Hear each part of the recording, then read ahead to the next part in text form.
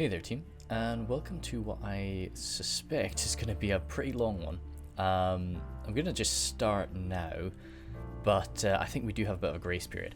As always with Bhur Sagath, we're never really going to get the proper run through of my allies' armies here, because all of the trees and such who appear and disappear in this area. But proper gravy, he's got Rhudaur today, so he's got his Witch Realm Enslavers, 8 more Troll Hunters, something here, Fraudrum Javelins, looks like, and Axe Throwers, Troll Shot Axe Throwers, Rhudaur Swordsmen, and Dunman Pikes, Dunman, I always say Dunman for some reason, Rhudaur Clansmen there, and Rhudaur Marksmen. That looks like the end of the deployment phase, but we'll keep running through.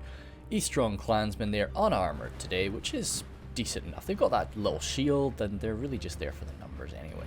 Then Loke Flag Rim, Gamp Rim behind them, more Flag Rim, and Crossbowmen. I really love that you can give them 2 levels of armor upgrade now. They've got none of it today though.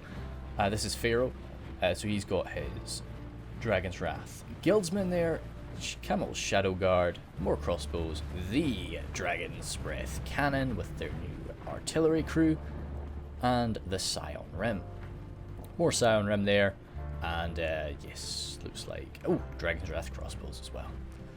Myself playing as Cant here, I've got my Nomadic Infantry, so, yep, and then my Nomadic Marauders mixed in with some Variag Bows, Halberdiers, more Nomadic Infantry, mixing in with Froggy there, more Halberds, and Variag Warriors, of course always with an armor upgrade, just because I really love how they look with it. I will probably always give these guys an armor upgrade whenever I have Variag Warriors. I actually do quite like the look of them without it as well, but no, with it is too good for me.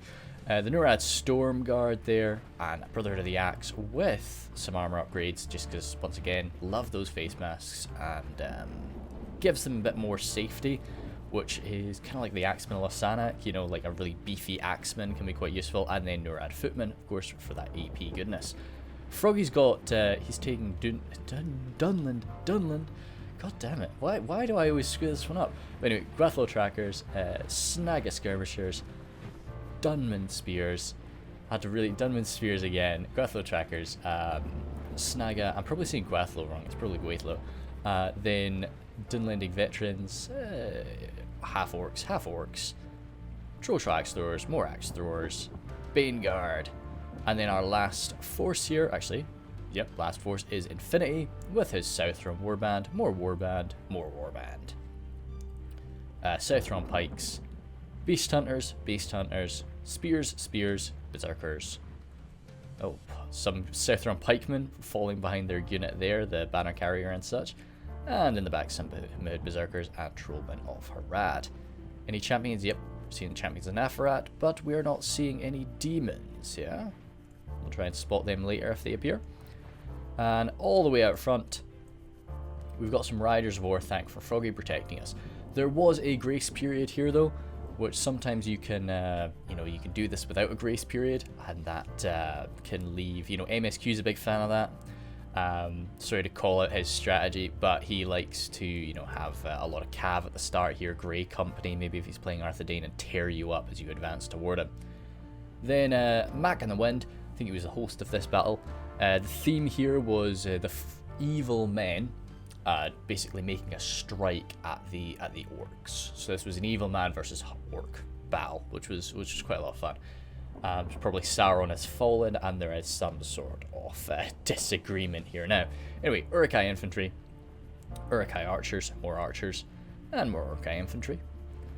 Moving on up, we've got some crossbows, pikes running into the settlement properly, Snaga Skirmishers, more pikes there, Halberdiers and crossbows, and more Halberdiers. This is Ragnar defending this position. He's got more non-archers there, and Clansmen with an armor upgrade, which I don't know, I just like to see them. It's just, yeah, they've got a cool model with that little helmet on. And Troll Drummers, Sauron's well. Oh, it's going to be so sad when the Dunlanding Clansmen have to go to toe-to-toe with the... Oh, I don't actually think.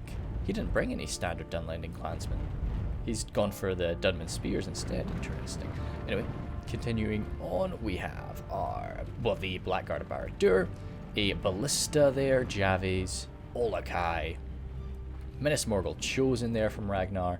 Moving up here, the Nazgul, and some Trolls of the White Hand from Back in the Wind. Berserkers there. And then the last of the defenders is Jevenme, and he's got Angmar. So he's got his well, they're black armoured, so they've got their armour upgrade, but they're Witch Realm pikes mixed in with the Gundabad Guard. Then more Witch Realm pikes and Angmar Marauders. More Gundabad Guard. Back up here, Scourge Raiders, some Inquisitors, and the Witchers. And, oh, that's a really cool model there. Really, really unpleasant to look at, isn't he? But yeah, poor dude. Then Trolls of Angmar and Trolls of Gundabad, and then the Black Watch Legion, and the Guardians of Cardoon with an armor upgrade. I really do like to spam the armor upgrades when I play as Angmar. I do often say that I prefer the look of them without it, but I don't know, it's just sometimes I like to theme my army, of course, so I like to play as a very sort of elite Angmar. It's quite a lot of fun for me. So the way we decided this was we only wanted 2 of our armies coming through this gap. So although I am going to be moving up to support them on this slope, we didn't really want to have 3 armies barreling through here. Not when they've got a crossbow waiting to blast us. So that's why I'm coming around the side, even though I will be moving up toward this area.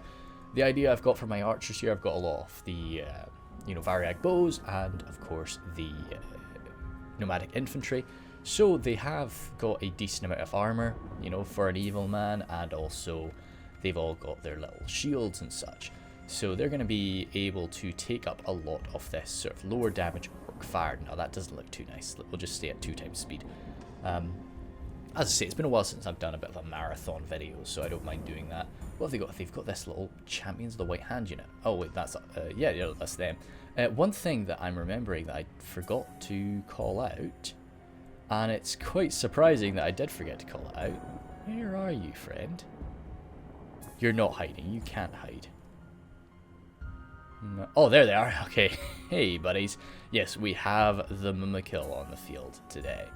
So that's always fun. It's always kind of risky, but we felt pretty good about it. We had who was in command of this Mumakil? Infinity. So Infinity's been around for a while. He knows what he's doing. So let's maybe, just in case I don't get anything else, because I can often forget to take a picture during the battle. So just we've got something that is somewhat interesting. Good, but hopefully we'll get a nice shot of them later on in the battle. Eastron Clansmen up here.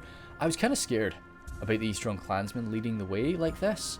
I know they're just fodder at the end of the day, but like if I was Mac, I guess the Eastron crossbows are here that are warding them off. Yeah, that's fair. But still, it always scares me when there's like no spears near the front. Oh, I guess the Gambrim are not too far behind. True. Anyway, so I'm coming around with my Nurad halberds. See, that's kind of why I was moving these Nurad halberds around quite quickly, because I just didn't really want them to be coming off with a few charges. Frogy's got his Riders of Orthanc, and if he wanted to, he could start chasing these champions away. Looks like the champions are going to be coming in. They're marching forward. But as I say, these crossbows would be warding me off for now. But he's got to use them. Like once we get inside, they're kind of useless. So let's see how effective this sort of charge is. They're at 153 right now. And the problem with that charge is they were so narrow. So they didn't really get that many of them actually making contact. They did kill over 10. They killed 13 of them, but that crossbow volley there, and a lot of them have fallen from that, so it wasn't really a worthwhile attack. But as I say, he needs to use them, because once we start blocking them up, cavalry becomes very difficult to use. You can still use it. Like I do often get a bit frustrated with people when they get themselves into this mindset of like, oh damn it, I've got to just throw away my cavalry before they block us in. No, you can use cavalry close range, especially good quality cavalry like that. The champions of the White Hand don't need a long charge. They don't need to get their lances down. They can just come in and do a massive attack value and swing away and cut people open. So you can use them inside. And I think a lot of people you know, worry a bit too much. Nomadic Marauders coming on forward, very lightly armoured, no shields to them. Very sort of Mad Max appearance about them, but I quite like them. So they're going to be coming on up. If they get blasted to pieces, there's 123 of them. As long as I can get like half of them into a position where they can use their ammunition, I'm happy enough with that. Of course, I'd like them to be okay. Actually, this is a question for folkies if you know. In melee, they tend to pull out like a little mace or a little hook or something like that. Are they AP in melee? Or are they just AP because they're javelins? That's something, if anybody knows, I'd kind of like to be aware of that. But yet, Dunman pikes here from Proper Gravy, making the charge on forward, and that is a very risky move, because even low quality archers like these Uruk-hai archers here are going to be able to do a good bit of damage to them. Now, of course, what he's wanting to do is run up here and take a position behind this cliff side here, but it's risky. And Mac in the Wind has been caught sleeping here, because he could have been getting a few volleys on these guys already. But even just one or two is going to start dropping these guys. He's got them backed up by the Rhudaur marksmen, but once again, those Rhudaur marksmen only have 2 armor. They will drop like flies as well. I always use the Rhudaur marksmen, but you know, they cannot really take a skirmish fight very long, just because of their decent numbers. You know, they can maybe do all right. So this is them getting fired upon now, and we're already seeing 153. They're kind of getting glitched about here. Yeah, down to 145. And what the heck? Oh yeah, the Rhudaur marksman took a bit of that damage too. Oh, there's 2 units of Rhudaur marksman. Unfortunately, a quick charge there, but the pikes are so close by. That was very risky by Mac, but I think he's going to get out in time. Yeah, he is. And yeah, those Dunman pikes, they will reach that position, but yeah, this was maybe a bit too bold. Especially when, you know, when we've got so much like skirmish power. You know, I've got all my nomadic infantry that were there to take enemy fire. You know, so like don't rush in like this right now. But we weren't really communicating too much. You know, early game sometimes you just sort of let people do what they're gonna do, but we just didn't really notice this. Anyway, another good strike to those Rhudaur marksmen. So yeah, Mac in the Wind, as I say, he saved his units, he saved his cavalry for a good moment. You see people using this area a lot, getting backed up by Jevin Mee's Inquisitors now. So that's going to be very unpleasant. But I see even poor quality pikes like that are going to be dropping these guys like flies if they stay in melee for too long. A few hit points definitely removed. Now, Jevin Mee's got his blooming general in with those Temple Inquisitors. I really don't like that idea, but that's what he's done, so it's fair.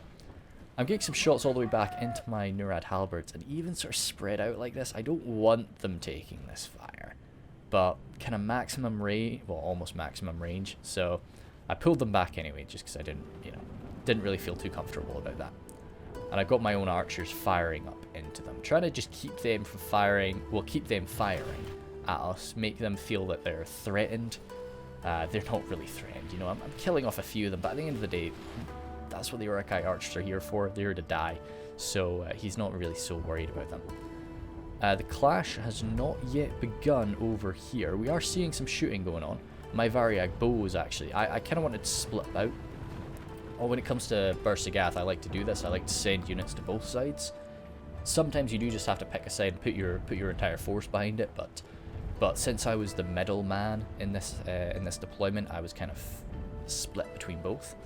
So I've got my Variag bows, just trying to unload fire, mainly on these Moronot halberds. Even though the Minas Morgul Chosen are right behind them, the Moronot halberds are stepped just in front, so I am able to get some shots into them. And I felt that was a decent enough trade. And Froggy's got some fire coming in.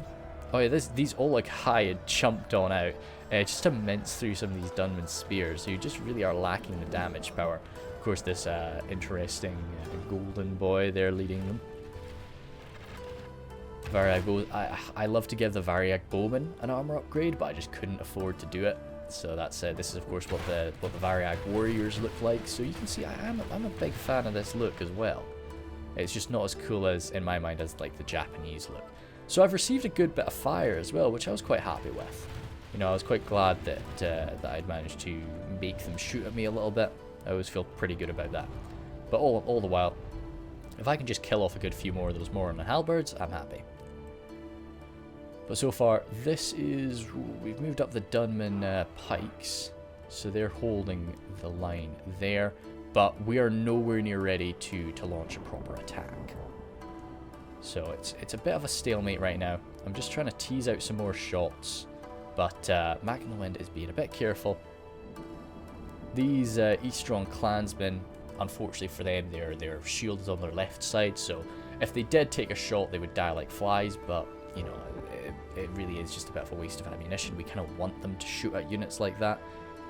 But this is why I like to bring sort of fodder archers, because you aren't really as worried about their ammunition. This is maybe a point that a lot of people disagree with me on.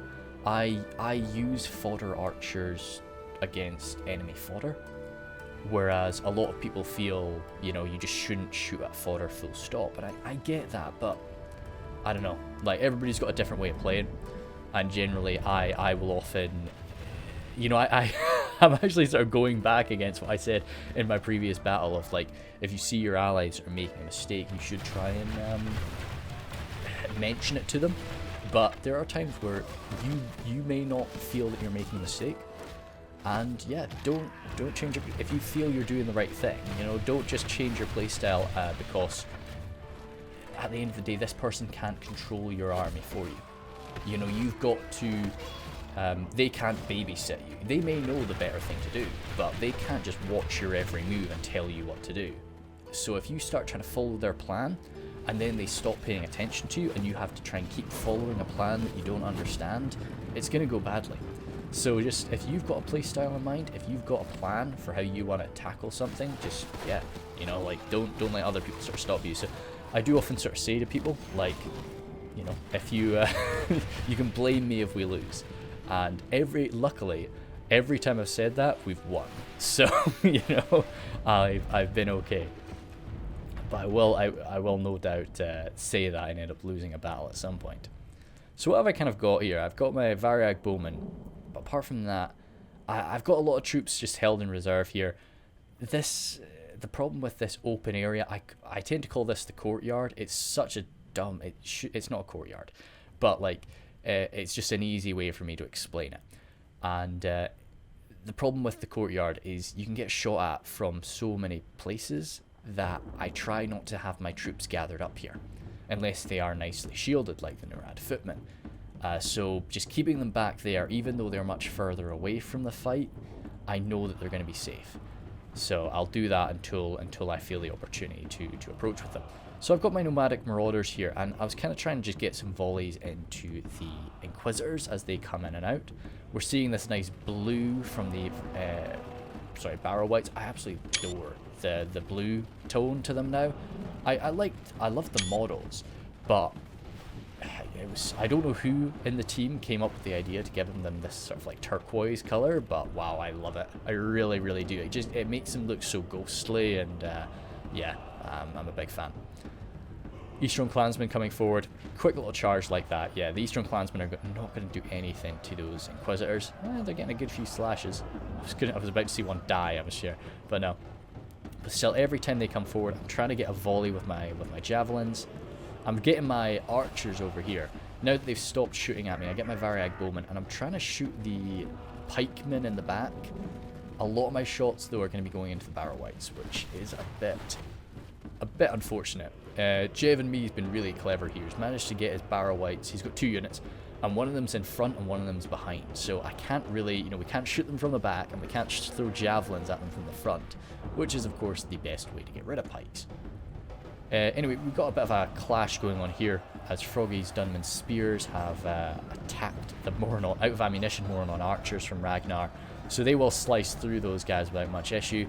And we just have a lot of fodder up here, but units like the Dunlanding Veterans, I really am quite a big fan of those, because they are quite cheap.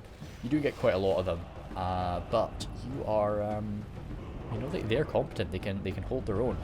But storming in front of a halberd line is not going to go too well for them, because they do have something of an armor value. They're not really like the Rhudaur wild men of the far north. They do want to wear something to cover themselves. But alongside them, we've got some Harad spears. So we really just have our numbers coming forward now. And I've stopped firing. I'm not out of ammunition. No, oh god, he is just coated in blood. But yeah, I'm not out of ammunition, but I've just held my fire now because I'd just be racking up a lot more friendly fire than I would normal kills. Shots coming into the Spears of Orthanc, which is... what is it coming in from? Shadow bows, okay. Damn. I don't know if I'd... I wouldn't be happy about it. But at the end of the day, those Spears of Orthanc have a heavy armor value, and they have that shield. So, it's okay to take that fire, but like, you don't want to lose a unit like the Spears of Orthanc. But at the same time, we're using up those that Ranger fire, so it is what it is. It's those sorts of trades I'm never really too sure about. A lot of fire going back and forth into the Uruk-hai archers from these Rhudaur marksmen. Rhudaur marksmen actually have a little bit more, well, I don't know, they might have had that changed in this recent version. They used to have a little bit more ammunition than a lot of archers of their class, so you did kind of feel a bit more free about using their ammo. But, and especially when they're in a smaller unit size like this, you want to make sure that you use up all that ammunition. So it's fair enough to have them just trade with the Uruk-hai archers, and it keeps the Uruk-hai archers firing. But something like this, Jev and me is coming out with the Inquisitors again to tear people apart. A little bit of friendly fire coming off the back of those Inquisitors though. My Nomadic Marauders are there, giving another quick javelin volley into the Inquisitors. And it looks like I got another one. Very good. So managed to drop one of these guys. Champions of the White Hand down to quite low numbers there. Getting prodded and probed by the pikes once again. And I think that's them done. Good stuff there, proper. So yep, that is the... one of our nuisances wiped out. But the Inquisitors are still lurking around. That is a big concern for us. Coming on back. The Troll Drummers right behind the lines, which is definitely good. Keeps these guys... A lot of people take Troll Drummers, and I just don't think they position them properly. You know, they just kind of... I don't know. They just save them, and it's like, no, you need to just have them there. Because if we shoot at Troll Drummers at the end of the day, we've got to kill all of them to get rid of that bonus. So it's fair enough to just use them. Gwathlo Trackers are absorbing Javelin Fire from Ragnar. So yeah, this is... I'm sure Froggy is a bit upset to lose all of these Gwathlo Trackers, or Gwathlo Trackers, but yeah, you know, it's not so bad. You know, you've got to. And you're using up Javelins for it. We'd much rather lose these guys. Oh, damn, they've broken though. Hopefully they'll return. But I don't think they will. That'll be a shame. Mood Beast Hunters coming forward there. They've maybe already used up their javelins, but oh well, they're AP and melee, so they will be useful on this front line. Even a few smashes into those Uruk-hai would be quite good. Further down the hill. Oh, okay, yep. Pharaoh is trying to move up his Dragon's Breath. So this is another thing. Even though Pharaoh is focusing almost entirely on this flank, the opportunity to use the cannon is much better here. So you have to sometimes, you know, do stuff like this. You have to you look where your units are going to be best and send them over there. It's pretty simple, but you know, so many times people just don't do it. More out of ammunition Beast Hunters coming on forward, lending their aid to the front line. A very small unit of trackers. I quite like this. When they are so small, you can just fit them in to lots of little spots and pull off shots that you wouldn't really be able to do with a full unit. And they've still got all that ammunition to spend, so why not? Oh, it looks like... Oh yeah, no, this is the remnants of a clash there. I do love the Dunland pikes, but they're just not really able to deal with Barrow-wights, the fear that Barrow-wights are causing, and the pikemen. Okay, he is actually getting quite a lot of shots into the pikes with his axes. We were worried that there was a bit of a waste of ammunition happening here, just going into the Barrow-wights, but a few axes are hitting those pikes. Because of course Barrow-wights will shrug off throwing axes. They've got such a heavy armor value that it just, you know, yeah. Javelins, yeah, it's okay, but, you know, to deal with the Barrow-wights, you really want a nice AP infantry, you know, or charging them if possible. But when they're surrounded by pikes, that's not really an option. Good clash here. Haradrim spears routing away with the Uruk-hai just jumping in amongst everybody. But as I say, those little AP maces and hooks from the Beast Hunters are going to be taming the fearsome Olokai, but they're going to be suffering for it. And I think I kind of saw how dicey things were getting. I got my Variag bows right up there. These are the ones from down at the side, and I saw a lot of these men routing, and I think I do decide to move a unit forward now. I've still got a lot of units all the way back here. Yeah, so I did realize just how far away my forces were, and a lot of the men that were in front of them are no longer there. So I'm going to be moving on up, and I'm probably going to be sending forward a Nurad footman to shore up that line and you know, do a bit of damage, because these Orc javelins here, they've still got javelins. Yeah, they're not just coming forward as normal. I like them with the helmets. I like the Dunlanding berserkers as well with their little helmets. They're cute. So, Rhudaur marksman, sort of firing. As I say, this is another thing. I think he's sort of maybe firing into the pipeline, which normally firing right into the face of a pipeline would be incredible. But when they have barrow wights lurking around right in front of it, it's messy. So I think he has stopped that. And the Uruk-hai archers here from Mac have come up as well. But as nice as that is, as sort of high quality as those pikes are, it's quite a thin line. But they've got so many reinforcements just positioned right next to them that they would be able to reinforce it if they had to.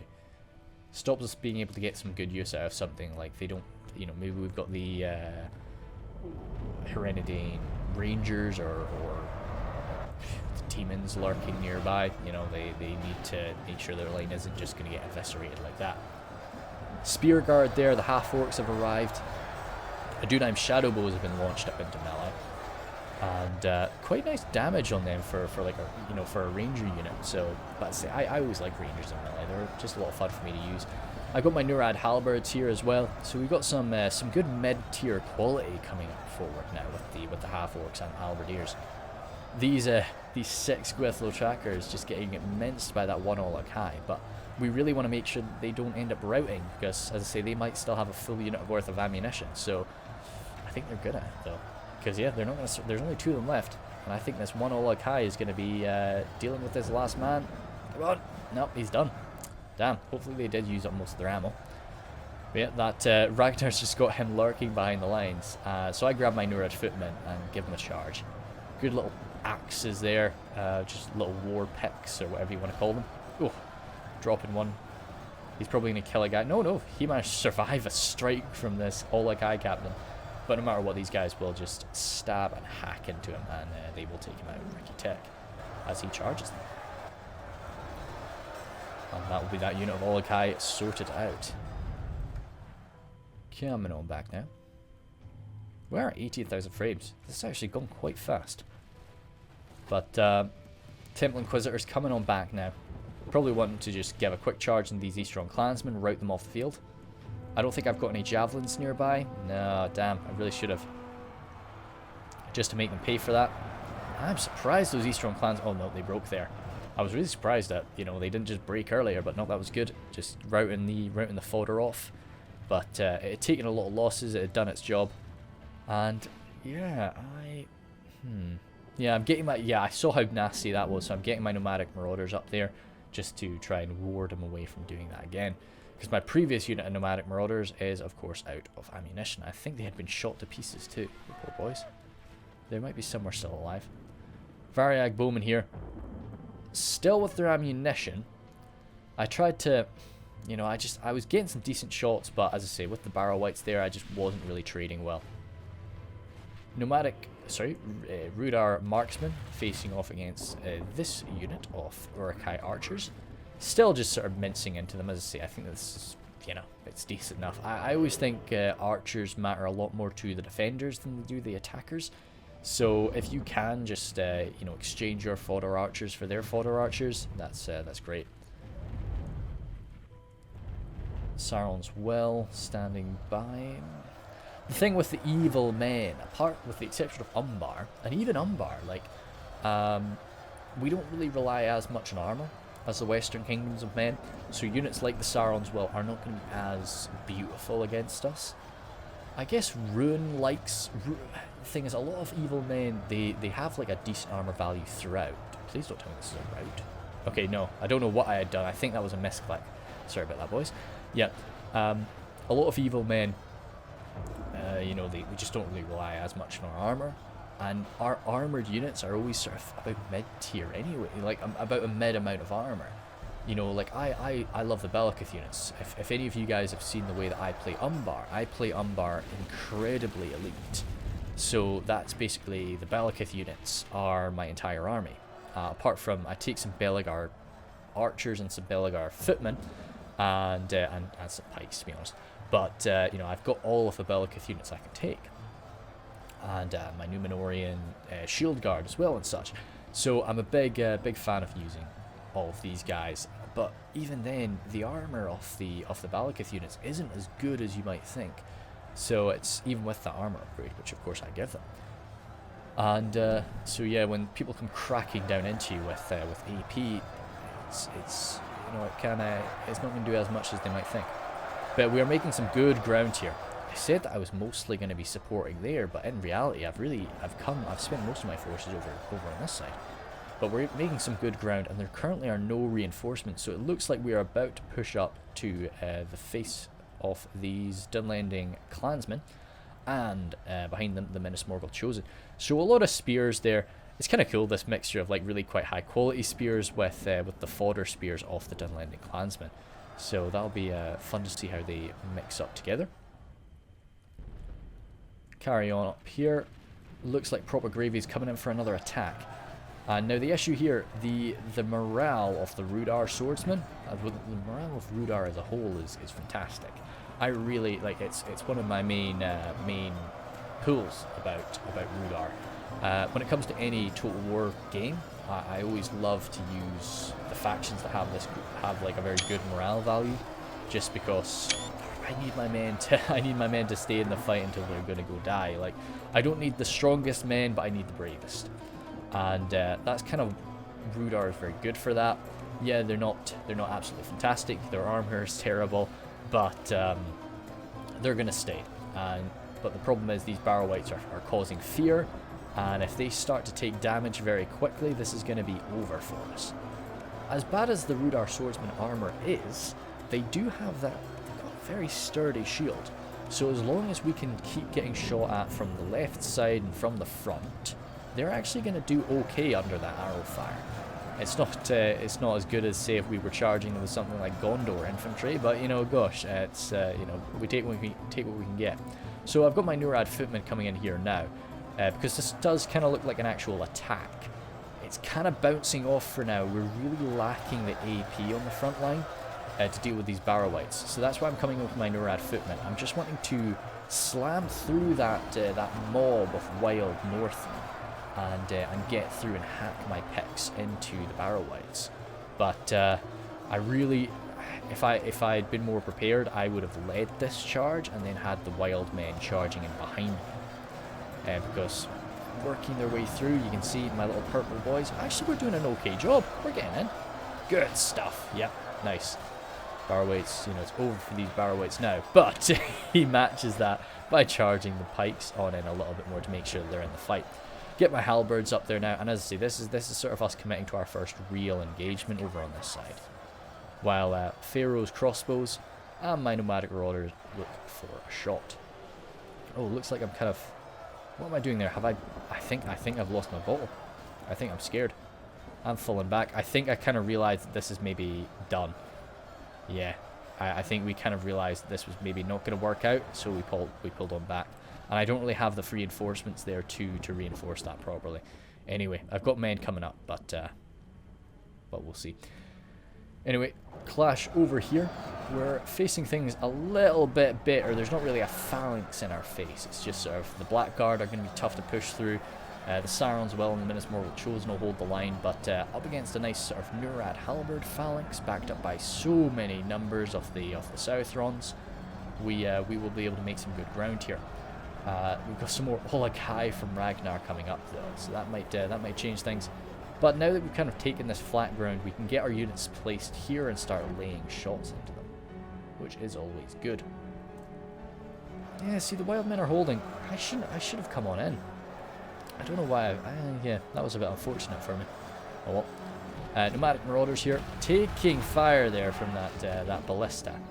Maybe it was the ballista that I was scared of. Either way, nomadic marauders taking a hell of a lot of fire, kind of shuffling them about, just wanting to get their javelins down range. Oh god, they're struggling to find a position right now. I think he's going for the crossbows, but I'm just getting very unlucky and suffering a lot of damage. Because those crossbows are nice and compact. If he could just get a good shot right down there, that'd be curtains for them. Good shooting though. These are of course AP crossbow bolts, so they'll be doing a bit more damage. Pharaoh is very lucky there with his crossbowmen. Okay, looks like I've rethought my plan and I'm going to get forward now. But see, I think it's a bit too late now, because all the Rhudaur forces, as good as their morale is, they're bolting now. But Pharaoh's coming up, and those fearsome Mumakil have arrived as well. Cannon, try to get some shots off. How has it been doing? Looks like a hit there and it bounced. Yeah, it bounced and it sort of tore through these Scourge Raiders. That's kind of cool. Oh, blast there. Good shot from the ballista. Definitely broken some of these clansmen. But my Nurad halberds, nice and fresh to the fight they're holding. Urukai crossbows, great thing to see them out of ammunition. I think I actually just wasted a volley on them. Yeah, I did. I think I'm just trying to use up my ammunition as the thing, because I'm getting shot so much and I don't want these guys to rout. Maybe I mistook what they were, but either way, just throwing some shots at them. Really would prefer to be going for these pikes. But it looks like Jev and me is going to be sending some support to this side, where we are continuing to gain some good ground. The Olokai have been thrown on in to try and break our momentum, and it is kind of working. Javelins coming right into the face of those Spears of War thing, but that nice armor, that nice Isengard made armor, and those heavy shields is going to be doing not too bad for them. But yeah, we have defeat all the way along the line. Let's have a little close-in look at this. Oh gosh, this is one of these rare occasions where the defenders have a much sort of thicker line than the attackers do. But yeah, that's the way it goes sometimes, especially when you've got orcs on the defense. I'll talk about it more at the end, but yeah, I really do not envy the defenders for having to be an orc defensive force. It's very tough. I'm really bad at that sort of thing. I really like to, when I come onto the defense, I like to be a nice, organized Western Kingdom of Man, or maybe Rhudaur, because of those javelins and such, you can really get some good work done as a defensive Rhudaur. But yeah, a lot of shooting from my nomadic infantry coming into the javelins there. Yeah, okay, fair enough. I definitely want them gone. Let's zoom them out again. Actually, let's try and do this, because these sort of zooming views always look quite nice. A lot of fire arrows coming in from the nomadic infantry, from me. Good. A lot of them missing. But yeah, you can see they've really sort of pushed back our attack. And what's left of my Nurad halberds are getting surrounded and ripped apart. So we've just got all of our boys here shooting into them and throwing some javelins, just trying to do what we can. Yeah, we've got the Fraudrum javelins there coming in. What are we shooting up and over for? Oh, the Scourge Raiders. Yeah, fair. Scourge Raiders coming forward now. I don't really want to be just firing arrows wildly into the barrow wights. That's the Gamprim should hopefully be able to do that for me. But yeah, now that the wild men and the eastern forces, or the far eastern forces of Khand have been used up, the Easterlings of Rhun are coming on forward, along with some Variag warriors, to just try and put some pressure onto this line. Sorry about that. A lot of fire from the mounted archers on top of the Mumakil. That's kind of cool. Something like that. Let's try and get this guy pulling. Ooh, very cool. I'd say people just like Mumakil. I don't know how to explain it. People like Mumakil. People like big elephants. So you put big elephant in the thumbnail. People like it. But yeah, anyway. Nurad footmen storming on forward. As I say, just chipping and chopping away at the Olokai. But yeah, like, trolls have kind of fallen out of fashion in recent times, but units like the Olokai and the Trolls of the White Hand, I don't think ever will. They're just great. But I think a lot of people have kind of lost their love for like cave trolls and stuff. I think the problem is people treat cave trolls like Olokai, and that's just not gonna work out too well, you know. But anyway, Spear Guard jumping on forward again. Looks like are these Half-Orc Bane Guard? Actually, sorry, no, they're pretty fresh to the fight. I don't play as Isengard too much. When I play as Isengard, I tend to just take a very Uruk-hai-focused army, or a very Dunlanding-focused army. So yeah, it's always fun to do a themed siege of, you know, Helm's Deep, the Hornburg, and just have it be, you know, say 3 or, you know, Isengard armies, and one of the Isengard armies is basically entirely Dunlanding. You know, like a support Dunlanding army. I think Beast Mode On sent me a battle report a while ago about that, and it was a lot of fun. Anyway, my Murad footmen are doing not too bad here, backed up by all the AP of the Vanguard. But I'm starting to run low on forces. What we got? 39 for 39. Okay, oh damn it, 40 for 39. But yeah, pretty damn close, which is really, that's definitely a good thing for an attacker. Generally, when you're coming in below sort of 50%, it's not too bad if you're a little bit behind, but it's great if you're the same. My nomadic infantry there are out of ammunition, but we're just waiting for something. We're just waiting for something to happen now, and just waiting for a break to be made, really. Which I'm sure my Nurad halberds mixed in with the Variag warriors will be able to do just that. The Gundabad Guard are holding us in place very, very easily, as are the reinforcing Barrow-wites here that are coming on in. But this giant elephant, oh wow, goodness me, lots of boys flying around there. Already very bloodied, that Mimikill though, as the javelins fly on in and he drops. That's, yeah, the snag of skirmishers waiting for them. Oh god, very bloodied this charge, but throwing around the Barrow-wites, dropping quite a few of them there. But yep, we are managing to make it through with Infinity, as we have stomped them on down. And the Mimikills still haven't broken. And yeah, so they've busted that hole open. I should have actually looked at the minimap. That would have been quite fun to see that effect. But still, the pikes are now this swarm of wildmen and eastern forces, just trying to barrel our way in as the Mimikill have thrown the enemy around. We were communicating quite well for this charge. We were prepared for it. We had forces like ready and waiting in reserve. Ah, wow, okay, we're lagging a bit, but I'm sure you don't blame the game for lagging with that blast. That was very frightening. But yep, I think that was mostly me that absorbed that damage. But yeah, I've got my Storm Guard running right through that fire, and finally, this poor Mimikill has broken, is running amok. So of course is doing, when it runs amok, it starts to do damage to friendly forces. Pharaoh's losing heaps of guys here. These poor Flagrim, a lot of them ain't getting back up. And is it controlling itself? Nope. But it's spotted a new target. Spot these Flagrim here. It's walking. It's still running amok. And yeah, it looks like it's got a perfect down the line attack. Yep, here it comes. Oh no, no, maybe not. Maybe these guys are going to be safe. Just don't. Oh, it reformed. These boys are lucky. But yeah, so Pharaoh did lose.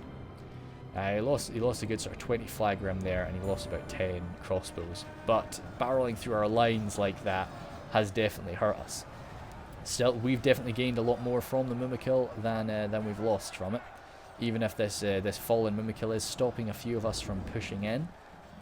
We've got our elite forces. I've got my Storm Guard, I've got my General, I've got my Brotherhood of the Axe there, as I say, with that armor upgrade. They're definitely not on par with a lot of bodyguard units. Nobody says that, but they're good, especially when they're cracking into units like the Barrow-wites. They have the damage to do that. And that heavy armor allows them to shrug off a lot of the very low attack value of the Barrow-wites. Ah, there we go. The issue with that, the issue with having my Storm Guard stuck in the fight like that, I've got my General in there, and my General just absorbs a Ballista Blast. So that was a bit unfortunate for me, but I'm quite low on numbers right now, so I'm not as worried. But still, all these boys on the fight, these Nurad footmen, they might end up breaking. Some of these, they're backed up by the Variag warriors there. Do I have anything left in reserve? I've got my Brotherhood of the Sword left in reserve there. But I think that's it. I think that's the only unit that I've held back. I do tend to be one of the first people on the attack to run through their units. And I think that is the same today. But yeah, this push here is kind of being blunted by some very good use of that ballista. And the trolls coming on in, and then just the swarms of plague forces from Angmar. So even my noble and proud Storm Guard are starting to get flanked around. Oh damn, we just saw a Brother to the Axe failed by an Orc feller. And the Brother to the Axe are spread so thin across this line that they're not really able to form up together. So they might be sort of getting stabbed away at by sort of multiple barrow wights at the time. Oh, I loved this. Yeah, I was quite excited to see sort of the Berserkers going toe-to-toe with the Brother of the Axe. Of course, the issue is that... oh, nice. Well done, man. Good stuff. It's just sort of decapitating that Berserker. See, I love the Brotherhood units. They really give Khand... you know, a lot of people think of Khand as a cavalry faction, and of course they are. You know, that's their main shtick. But the Brotherhood units give them such a cool sort of twist that they do have these amazing sort of upper mid-line units that can even, as you know, as you can see, they can go toe to toe with bodyguards sometimes. You know, definitely not the same on par with them, but you know they can do some damage. Snag a skirmisher there. The only sort of orcs that we've got on our side, but they're little slave goblins, so they can be sort of twisted to our calls quite easily. Southron Warband coming up here. I really like the Southron Warband. Good, you know, good cheap AP spears. You know, it's what the Hobbitry in arms used to be. That's why they were so effective. So yeah, it's nice. But up against the armored up Temple Executioners and the Nazgul here. It's not going to be an easy fight for us.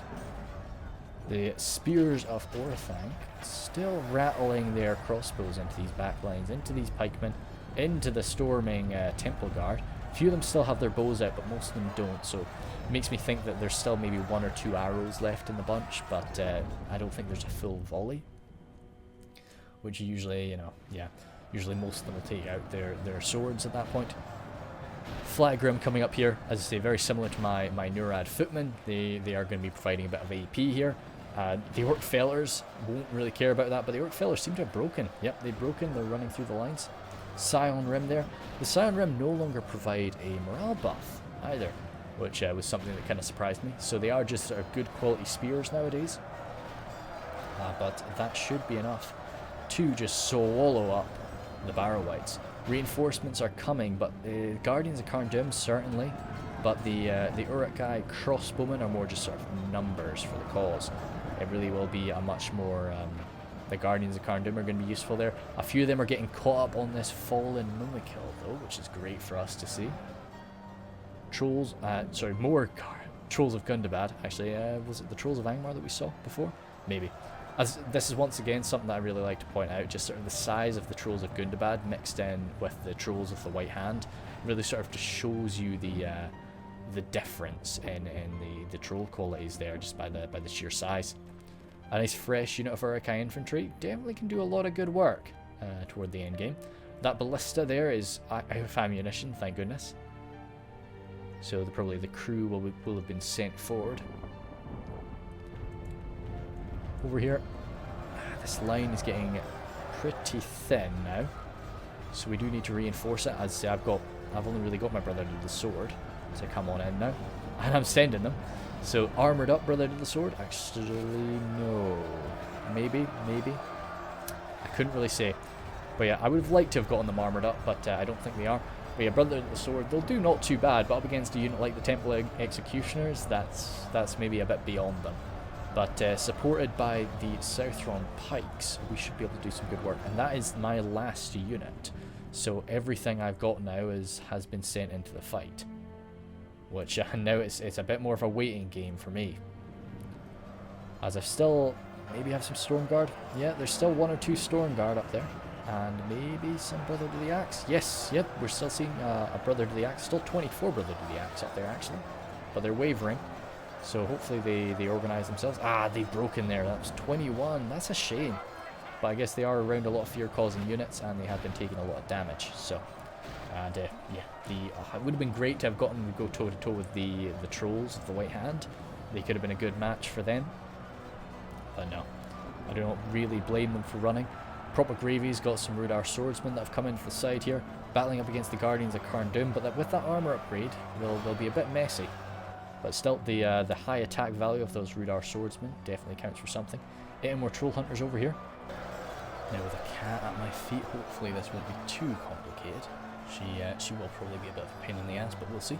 Anyway, the snag of skirmishers and some more orc fellers. I really like the orc fellers, and they're taking some javelin fire, which is probably a good use for them. It's good to see them get into melee, especially up against these golden boys, but either way, there definitely are worse units that can take that fire.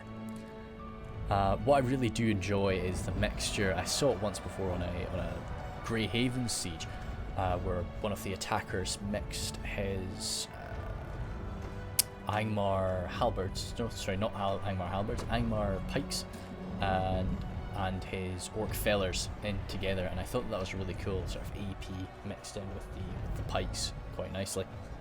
And of course it doubled into just sort of providing a bit more mass to his pipeline. These poor Southron pikes are taking more javelin fire from these orc javelins. I quite like the way Ragnar's constructed his army, and the Naz High from Mac and the Wind have come on in now. So, like, oh good, we've got the champions in Afra. I was a bit worried because we didn't really have any elite units on this front line. My brother to the sword are kind of triple teaming these temple executioners, and they're doing an okay job with it. Let's say that massive defensive value from those guys will be keeping them safe with their 2 swords. And in the back here we've still got the trollmen, 2 units of trollmen and 2 units of serpent guard without an armor upgrade, I think. I don't think that's in with their armor upgrade, no. So they will be useful toward the end, whereas on this side I don't think we've got any reserves. No, we're done after this. This Mumakil is unfortunately bugged out. He's not going to be usable. But Froggy's come over here with his Riders of the Orthanc, so good crossbowman. I think Pharaoh's just got his, I don't know what he's trying to do with his, I think it was kind of out of ammunition. I couldn't say though. I couldn't write. He did say at the time, but I can't remember what he was doing. Some good shots coming in there from the Drag's Wrath crossbowman. What's fighting in next there? I don't know, it's dead now anyway. And really nice sort of shots, yeah. Sort of trails coming straight in with these guys. Of course that's body piercing fire, but we just kind of want to be hurting those folks right now. And as the Rhudaur clansmen come on in, so usually I use my Rhudaur clansmen quite early, but yeah, that's using them now is fine. They're quite high damage for spears. They still will of course suffer from that spear malice, but you know, being wild men of Rhudaur, they are very aggressive in nature. Over here, it's such an elite front line, but it's so thin. And you see Ragnar, since he's not really got any more fodder remaining, he's got no more need for his troll drummers. So they are just being thrown on in now, which I think is good. You know, you've got to find the right moment to use your troll drummers, whether you're playing as Mordor or the Orcs of Misty Mountains. Yeah, that is the last of the troll drummers dead. My brother to the sword kind of overwhelmed now with the pikes and the still surviving temple executioners that are just tearing through them, but they will fight on. Yeah, there's still, how many are 39? Yeah, so they'll be okay. The troll drummer captain is still around, and he's going to be chopping through quite a few of us. Troll axe throwers here, they're just waiting for an opportunity. That's one of these really scary things, like, because we've still got spears. We've still got those troll drummers. Okay, cool. So yeah, some of these Variag warriors and Norad footmen actually ran from the fight. And I kind of wanted to experiment with this. I've been doing this sort of a bit more recently.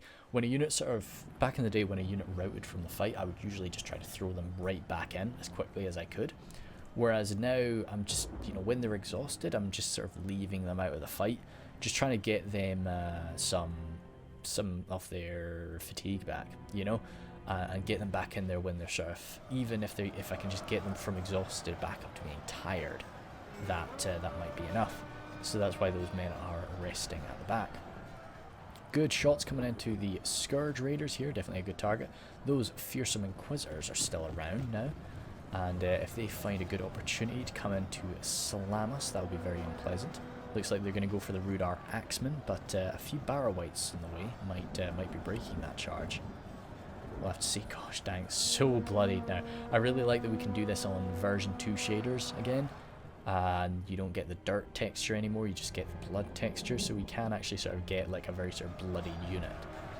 Which it's good to tell as well, like how sort of injured a unit is sometimes, but it's really nice to just have it for these longer engagements when everything, you know, these Template Executioners that have just been slicing through Eastern men for some time now are just covered in blood.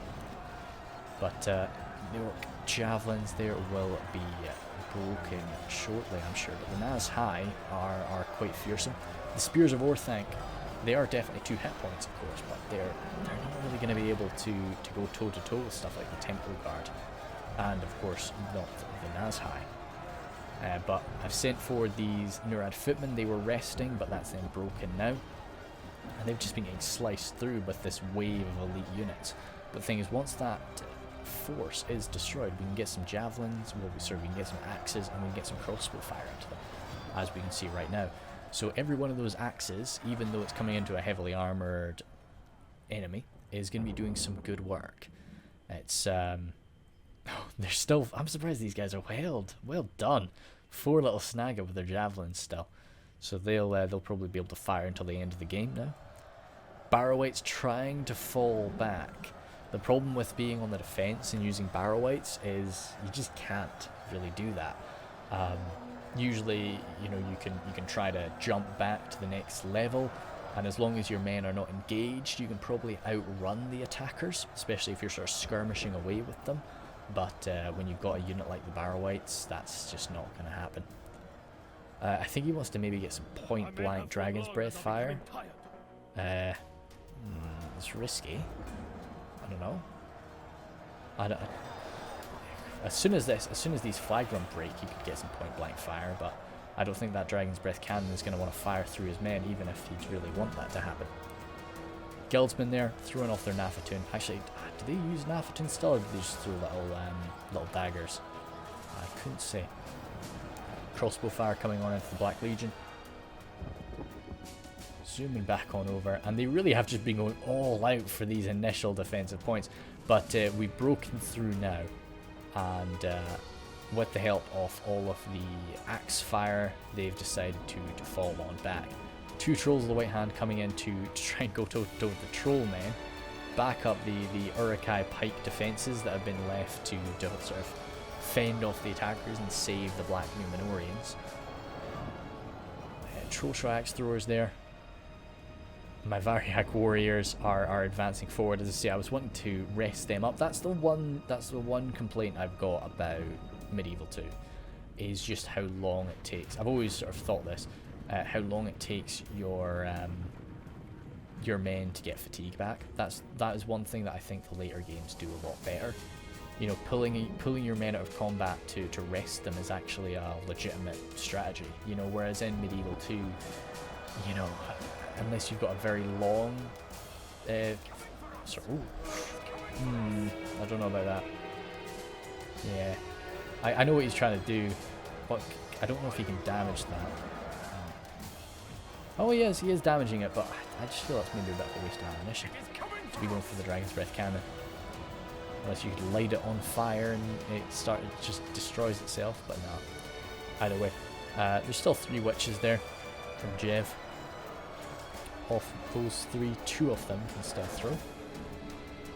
But yeah, as I say, I think that is something the later games do a lot better. Like when I play Warhammer, you know, I notice that I can just pull my guys out and just sort of rest them behind my lines for a while, and they will get their fatigue back quite quickly. You know, stop my cavalry from running around for a while, and they'll get their energy back.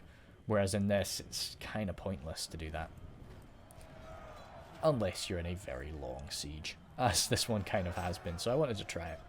My Variag warriors here managed to catch the Naz High that had received a good bit of axe fire, but it's a bit of a messy engagement for them. Luckily for me though, some of these dismounted Serpent Guard are still in the fight. Looks like the rest of them charged on forward, yeah, as the captain of the unit is doing now as well. But so it's just leaving my 23 Variag warriors to go toe-to-toe with these Nazhai. And the Nazhai actually leave me. Oh yeah, because I was engaged in the Nazhai and Froggy came over with his 4 crossbowmen to start shooting into their backs. So I was very grateful for that. Because this was my last unit. This was the last unit I could control, and I didn't really want to just be sitting there spectating the rest of this battle, so it was nice to have something around. But luckily these Spears of Orthanc showed up, and I knew a nice fresh double hit point unit is going to be able to defeat this. Good fire coming from those Lurtz hunting pack though. As over here, axes from Froggy getting behind the lines, dealing with these remaining Uruk-hai defenders as we try to push up and round. Trollmen coming in here, surrounding this unit of Uruk-hai. Aren't, you know, the numbers of the attackers really start coming into play now. Uruk-hai crossbowmen out of ammunition. Still got the Temple Inquisitors, but leading the way with the Dunland pikes is going to sort of stop them from being effective. Let's see, I've got nothing more over here. Just a few of the Blackwatch Legion. Now, of course, AP, very sort of useful. They've always been useful because they just had such a high mass, but I quite like them now. It was definitely good that they have been sort of buffed a bit. Uruk-hai infantry there, as I say, they're not. Serpent Guard are no joke. They're really quite good, and Trollmen are exceptional. So both of them fighting side by side, it's going to be over for the poor boys. But still, 2 Nazhai remaining. These Trollmen running on by. Looks like they want to sort of take the center, deal with the Lurtz hunting pack, who will be able to mince a few boys. They're, of course, 2 hit point rangers, so they'll... I'm pretty sure they're still rangers. Yeah. They'll do not too bad. But my Variag warriors here, wanting to run up to the center. I was wanting to claim the middle, but these Nazgul have caught me, so I had to turn around and try and face off against them. My boys are dropping like flies against this, but they are sword masters, you know, my brave, noble Eastern sword masters. And so I was really glad to see the Guards of Orthanc arrive, of course, and side by side we can surely defeat these Nazgul. So, yep, that was the general of, I think that was Jev, that went down there as part of his Templar Inquisitors as we continue to slice through these Nazgul. But then Froggy deserts me. I was heartbroken by this and left me to face off against the final Nazgul by myself. So I was kind of hoping he'd back me up, but no, Froggy's got other targets it seems, which is fair. So I thought about running away because I didn't feel I could win this fight, but no, this is the end. So if I can just deal with this last Nazgul, I'll be happy. So he slices one of my guys in half there. A lot of them are admitting defeat. I really didn't want Ragnar to admit defeat, though I wanted to see if my boys could do this. So he's killing a man with every stab there. I was trying my best to get more of them to attack him at once, but no, we're being very respectful, being very afraid, no doubt. But this guy, just the flag carrier comes in, just finishes it off. So good man. Dude killed a Nazgul. Nice. And I think that's it. I think that was the last of Ragnar's forces. Good. So we'll zoom on through my kills first, and then I'll sort of have a bit of a chat about this. Stormguard there, yeah, blasted by the ballista and really kind of just surrounded. I would use them the exact same way again. It was just unfortunate for them. Triple halberds there, not so bad. 19 for 1, that's a shame. I think that was probably the guys that came in there, tried to fight up against the Barrow Whites and got shot to pieces. Variag warriors there. I always tend to overestimate Variag warriors. I know their capabilities, but like I still like them. You know, they're just a unit that I like to use. That's all it is. So I'm always going to keep doing it. And I think they didn't do too bad, you know, but definitely you'd want to see a bit more than that up against the orcs. Rather than the sword there, they did pretty good, because you've got to keep in mind they were fighting Temple Executioners, they were fighting the Nazhai, so I'm totally okay with that. And they would have minced through, of course, a lot of the orc javelins, but still, it's the elite units that they were going toe to toe with. Brother the Axe, not so bad. Unfortunate about routing when they did. I was hoping they would stay in the fight a bit longer. And then all of my Nurad footmen, pretty happy with their showing today. 39, you kind of want a bit more, but yeah. Nomadic Marauders, one of them grabbing up 50, the other one only grabbing 18. They were shot, I think they ended up getting shot to pieces before they used up all of their ammunition. That's why they sort of disappeared. But they were also throwing off their javelins at the Temple Inquisitors. So that's why they maybe didn't rack up as many kills. but they did a good bit of damage. The Variag bows there, 56, pretty nice. Nomadic infantry, yeah, 101, good stuff. As I say, when I'm taking my bows to a siege, they're just kind of there to use up the enemy ammunition. So any kills I get are nice. Proper gravy there, as I say, leading the push several times on our side, sort of really taking the biggest army on the field. Yeah, biggest army on the field today, so we had the numbers to carry it through. And yeah, a lot of people really don't like to kind of just do that and lose your men, because it can, you know, you can end up looking a bit silly if your boys sort of rout off. But as I say, the morale of Rhudaur held him through. Pharaoh there finished it off for us. He had quite a lot of his good quality men left, so that was nice. And yeah, never really got a great shot. Well, I'm sure there was maybe one or two great nice shots with the Dragon's Breath cannon, but no, the defenders were pretty careful not to give us anything too special with it. Froggy there, as I say, deserting me in the end is definitely very upsetting, but all in all, yeah, generally pretty good stuff throughout. Couldn't really complain.